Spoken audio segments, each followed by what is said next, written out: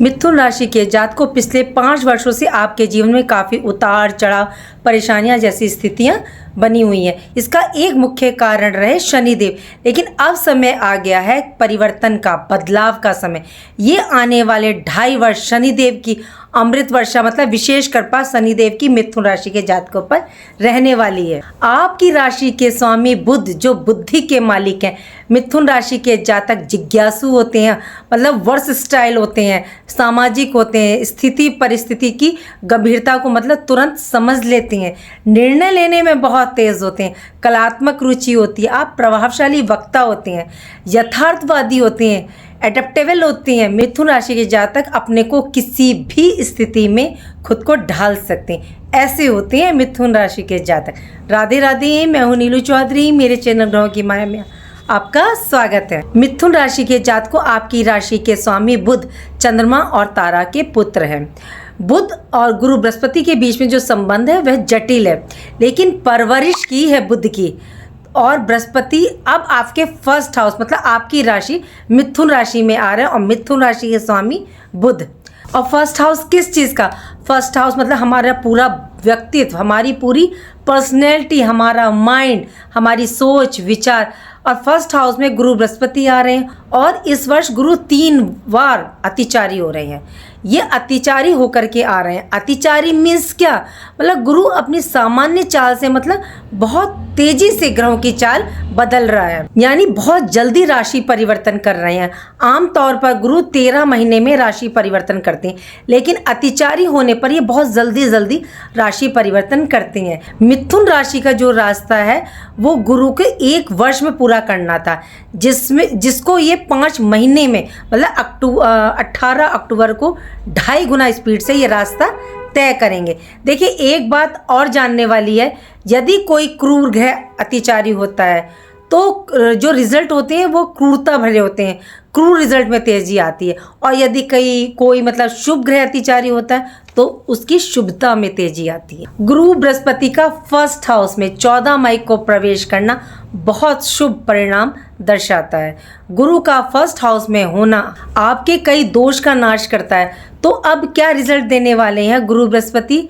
बृहस्पति किस चीज़ के कारक होते हैं? धन के, विवाह के, संतान के, जॉब के, उन्नति के कारक हैं।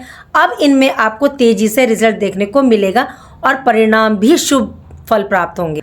काफ़ी वर्षों बाद जो है कष्टों से निवारण दिलाने, मुक्ति दिलाने अब गुरु बृहस्पति आपके फर्स्ट हाउस में अतिचारी होकर के आए हैं, और ये स्टार्टिंग से ही अतिचारी रहेंगे। देखिए, प्रथम भाव में बैठ करके सबसे पहले तो ये धर्म त्रिकोण को पूरा करेंगे।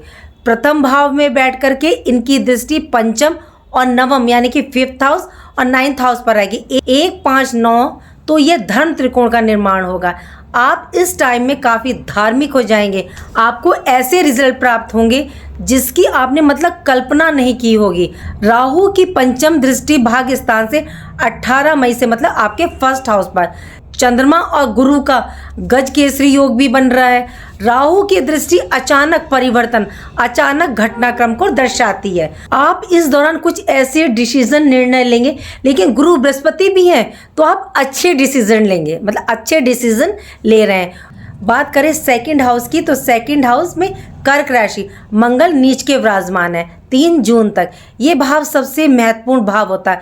ये आपके धन संचय का, आपकी वाणी का, कुल कुटुंब का, आपके खाने पीने के शौक का। मंगल स्पीड को दिखलाते हैं तो धन का खर्च व्यय करवा रहे हैं। यहाँ इस पोर्शन को मैं आपको थोड़ा सा मतलब ध्यान रख कर चलना होगा। ध्यान रखिएगा, वाणी में मतलब अग्रेशन देखा जा सकता है। मंगल इन्फेक्शन को दिखाते हैं तो खाने पीने का थोड़ा सा ध्यान रखिएगा। वाणी से रिश्तों में दरार आ सकती है। 3 जून तक अपना ध्यान से संभल कर चलना पड़ेगा, और वाणी पर बहुत ज़्यादा नियंत्रण रखिएगा।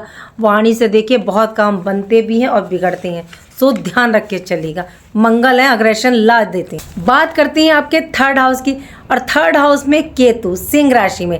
3rd हाउस पराक्रम, मेहनत, छोटे भाई बहन, छोटी यात्राओं, कम्युनिकेशन का। और सूर्य के साथ हूँ या ये सूर्य की राशि में हो तो ग्रहण दोष लगता है। इस दौरान आपसे ये मेहनत करवाएंगे, फिर भी आपके मन में थोड़ी सी निराशा रहेगी।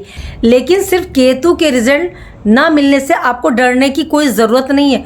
और भी ग्रह हैं, और भी जो प्लैनेट है वो भी तो मिलकर के आपको रिजल्ट देंगे।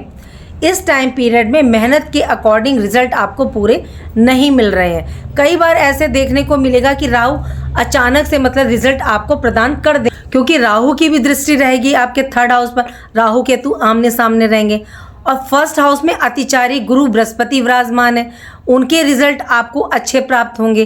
केतु है तो मेहनत तो करनी पड़ेगी। यदि आप इस भाव से डिटैच होकर के अपने आप को रखेंगे, मतलब सिर्फ कर्म करने पर ध्यान रखेंगे, तो फिर आपको डरने की ज़रूरत नहीं। देखिए, मैंने आपको कई बार बताया, पीछे मैंने एक वीडियो भी बनाई थी केतु के ऊपर। यदि आप उस भाव से अपने आप को डिटैच रखते हैं तो केतु फिर आपको रिजल्ट देने का काम करते हैं। मतलब सिर्फ आप अपने कर्म को करिए उस भाव से संबंधित। और गुरु और केतु का योग हो जाए, मतलब आप धर्म से जुड़ करके कार्य करेंगे तो ये रिजल्ट देंगे। इस दौरान आपको वैसे भी गुरु बृहस्पति का फुल सपोर्ट मिल रहा है। धर्म से जुड़ करके रहिएगा, धार्मिक गतिविधियों से जुड़ करके रहें। डिले हो सकता है देखिए आपके रिजल्ट में, लेकिन डिनाई नहीं होगा।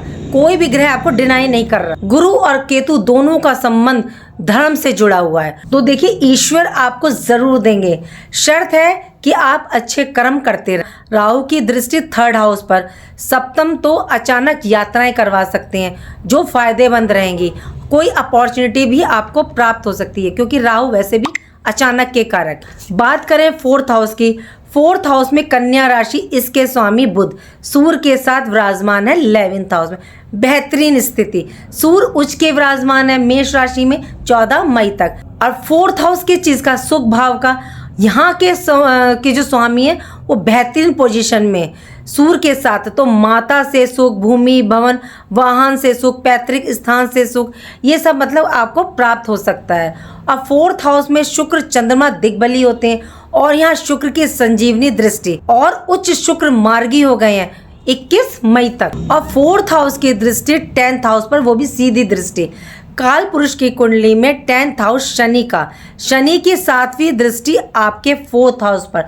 तो शनि कर्म मेहनत करवा रहे हैं, लेकिन कर्म का, मेहनत का आपको जो रिजल्ट है, प्रतिफल है, वो भी दे रहे हैं। लेकिन स्लो मूविंग प्लैनेट है तो थोड़ा देर से देते हैं, लेकिन देते परमानेंट है, पक्का ये रिजल्ट देते हैं। बात करते हैं आपके 5th हाउस पंचम भाव की। 5th हाउस यहाँ के स्वामी शुक्र, और ये भाव संतान, विद्या, बुद्धि का।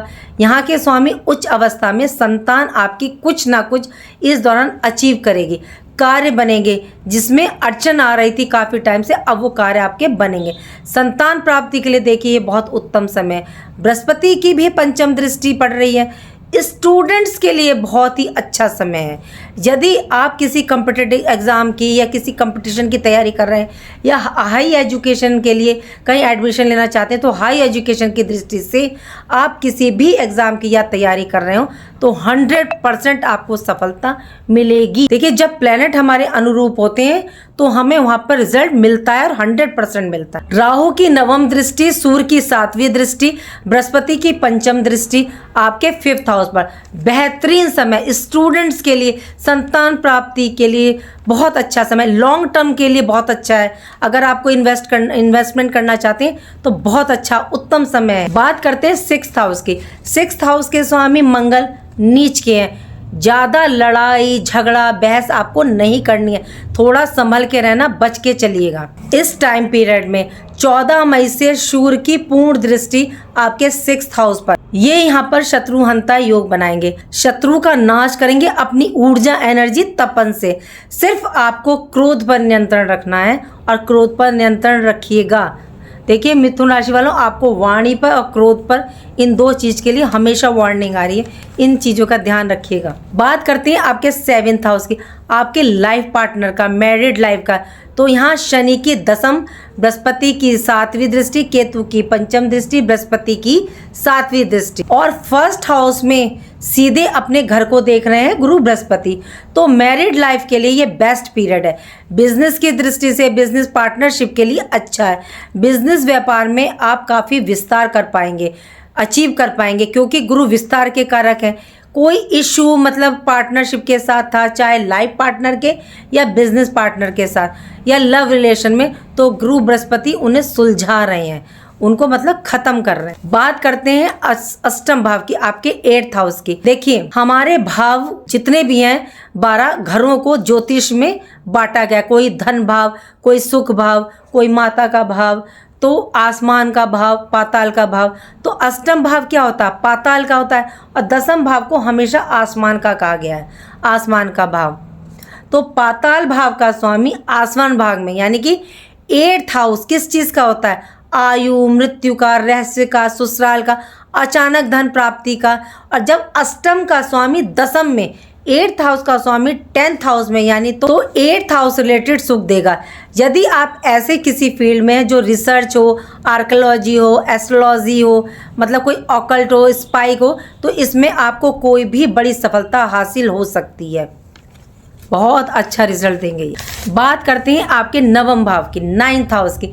नवम भाव में राहु अपने मित्र की राशि कुंभ राशि में, यहाँ राहु स्ट्रांग पोजीशन में है। और ये धर्म का भाव, पिता का भाव। यदि आप धर्म से जुड़ करके रहते हैं तो ये उत्तम है। यदि आपने धर्म पर शंका नहीं करी, मतलब धर्म से जुड़ के रहते हैं, बहस नहीं की, तो राहु आपके लिए अच्छा रिजल्ट देंगे। और नहीं तो आपको फिर बहुत माइनस रिजल्ट दे सकते हैं। तो अगर आपको अच्छे रिजल्ट प्राप्त करने हैं तो धर्म से जुड़ के रहिए। इस बात का आपको ध्यान रख के चलना है। गुरु बृहस्पति की 9वीं दृष्टि है, केतु की 7वीं दृष्टि है, और काल पुरुष की कुंडली में ये भाव धनु राशि का भाव है।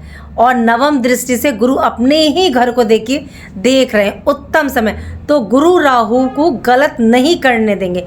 भाग्य का फुल सपोर्ट आपको मिल रहा है इन 18 महीने में। काफ़ी अप एंड डाउन तो देखिए मिलेगा, लेकिन आपको अच्छा रिजल्ट ज़्यादा देखने को मिल रहा है। भाग्य का फुल सपोर्ट मिल रहा है। बात करते हैं आपके 10th हाउस की। यहाँ मीन राशि में शनि बृहस्पति के घर में, काल पुरुष की कुंडली में ये मकर राशि का घर है, और शनि बृहस्पति के घर में, तो शनि का रिजल्ट जो है आपको गुरुत्व का मिलेगा। ये गुरु के अकॉर्डिंग रिजल्ट देंगे, गुरु संभालेंगे यहाँ पर। और राहु 10th हाउस में 18 मई तक रहेंगे, और शुक्र भी उच्च होकर के यहाँ 21 मई तक रहेंगे, जबकि ये मार्गी है शुक्र। तो वर्क प्लेस पर मतलब कोई बड़ा परिवर्तन आपको देखने को मिल सकता है। जॉब के लिए, हाई पोजीशन या हाई पोस्ट के लिए, प्रमोशन के लिए, ट्रांसफ़र के लिए, तो ये बहुत अच्छा, यदि आप चाहते हैं तो ये आपको देखने को मिलेगा। और 18 मई तक आपको ये देखने को मिल सकता है। कर्म भाव में, वर्क प्लेस पर, लाइफ में कोई बड़ा चेंज करा के जाएंगे। शुक्र और शनि की युति भी है। देखिए गवर्नमेंट रिलेटेड वर्क बनेंगे, पिता से आपके संबंध अच्छे बनेंगे, मधुरता आएगी। राजनीति से यदि जुड़े आप लोग हैं तो वहाँ पर बहुत अच्छा रिजल्ट देने का काम करेंगे राहु देव। तो पॉलिटिशियनों के लिए ये योग अच्छा आया। बात करते हैं आपके 11th हाउस की, 11वें भाव की। यहाँ 14 मई तक सूर्य विराजमान है, काफ़ी बेहतरीन पोजीशन है, और सूर्य यहाँ के कारक ग्रह भी माने गए हैं। तो यदि आपकी कोई इच्छा है तो आपकी इच्छा पूर्ति करवा सकते हैं, कोई बड़ा लाभ दिलवा सकते हैं, इन्वेस्टमेंट में दिलवा सकते हैं, अचानक दिलवा सकते हैं, या आपकी कोई इनकम बढ़ जाए उसमें दिलवा सकते हैं। ये मतलब पूरा करवाएंगे। सोशल सर्कल दायरे का तो काफ़ी अच्छा रहेगा इस दौरान। आपका कम्युनिकेशन अच्छा रहेगा इस टाइम पीरियड में। देखिए इच्छा पूर्ति सिर्फ धन से संबंधित ही नहीं होती, किसी चीज़ से भी रिलेटेड हो सकती है, तो वो आपकी यहाँ ज़रूर पूरी करवा रहे हैं और 100% पूरी होगी। बात करते हैं आपके 12th हाउस की। 14 मई के बाद सूर्य प्रवेश करेंगे शुक्र के घर में। यदि आपकी पर्सनल हॉरोस्कोप चार्ट में भी देखिए सूर्य और शुक्र का योग है, या सूर्य शुक्र के घर में है, शुक्र सूर्य के घर में, तो ये मैरिड लाइफ में कुछ ना कुछ, देखिए मैंने कई पत्रियां देखी, मैरिड लाइफ में कुछ ना कुछ ये प्रॉब्लम करते ही हैं, चाहे किसी भी चीज़ से रिलेटेड करें। तो यहाँ ये शुक्र के घर में तो आपके पार्टनर के साथ प्रॉब्लम देखी जा सकती है। रिश्तों में मतलब थोड़ा सा संभालिएगा, कहीं आपके अंदर ईगो, अहम की प्रॉब्लम ना जाए, मतलब अहम ईगो ज़्यादा ना बढ़ जाए आपका, ये प्रॉब्लम देखी जा सकती है। विदेश रिलेटेड यदि आपका कार्य है, एक्सपोर्ट इंपोर्ट, उसमें बेस्ट रिजल्ट आपको मिलने वाला। कोई कोर्ट केस चल रहा था, कोई पुलिस केस था रिलेटेड कोई काम था, तो कोई आपके रुके हुए काम थे, गवर्नमेंट संबंधी रुके हुए थे, तो यहाँ ये आपको पूरा करेंगे। देखिए विरक्ति का भी भाव माना जाता है, तो आपके अंदर आत्मज्ञान की प्राप्ति हो सकती है। ये आपको मतलब उस दौरान उसकी तरफ रुझान करवाएगा, क्योंकि सूर्य है, आत्मा के भी कारक हैं। तो बस आपको ध्यान क्या रखना है, यहाँ पे अपने गुस्से, अहम, ईगो को थोड़ा सा मतलब कंट्रोल रख के चलिएगा। देखिए ये थी मई महीने की प्रेडिक्शन मिथुन राशि के जातकों की। और यदि आपको और अच्छा रिजल्ट चाहिए तो थोड़े से उपाय देखिए करके चलिएगा। तो बात करते हैं उपाय की। तो सबसे पहले तो आप केतु के लिए ही उपाय कीजिएगा। एक तो मैं कहती हूँ ना, अगर आपका जन्म दिवस आ रहा ठीक है, निकल गया कोई बात नहीं, आप काला सफ़ेद रंग का कंबल एक किसी ज़रूरतमंद को दे दीजिए। नहीं तो शिवलिंग पर जा कर के आप काले सफ़ेद तिल डाल के गुड़ शहद शक्कर डाल के शिवलिंग पर अर्पित करें, बहुत अच्छा रिजल्ट है इसका। राहु के लिए आप माता सरस्वती की पूजा करें, माँ दुर्गा की अर्चना पूजा उपासना कर सकते हैं किसी भी मंत्र से जो आपको याद है। नहीं तो ये बहुत अच्छा मंत्र है इनका, शरणागत दिनार पत्र प्रायणी सर्वस्यारती हरे देवी नारायणी नमस्तुते, बहुत अच्छा बेहतरीन रिजल्ट। और शनि मंगल के लिए आप सुंदरकांड कीजिए, हनुमान मंदिर जाइए, बहुत अच्छा। अगर सुंदरकांड कर रहे हैं तो संध्या के समय आप 4 से 6 के बीच ही कीजिएगा, बहुत अच्छा रिजल्ट है। और अगर प्रसाद चढ़ाएं तो मैंने हमेशा कहती हूँ प्रसाद पूरा या तो रखाएं या वहीं बांट आएँ। किसी को परेशान ना करें, दुख ना दें, किसी का पैसा ना मारें, मतलब कि आलस ना रहे अपने शरीर में, तो बहुत अच्छा रिजल्ट आपको शनिदेव देने वाले। क्रोध पे नियंत्रण रखिएगा और वाणी पर, तो मई का महीना आपके लिए बहुत ही उत्तम और बेस्ट रहने वाला है मिथुन राशि के जातकों के लिए। उम्मीद करती हूँ कि जो जानकारी मैंने आपको दी वो आपको अच्छी लगी होगी, और अच्छी लगी है तो लाइक कीजिए, कमेंट बॉक्स में हर हर महादेव लिखिए, और मेरे चैनल गाँव की माया को सब्सक्राइब कीजिए। राधे राधे, जय माँ बाबा।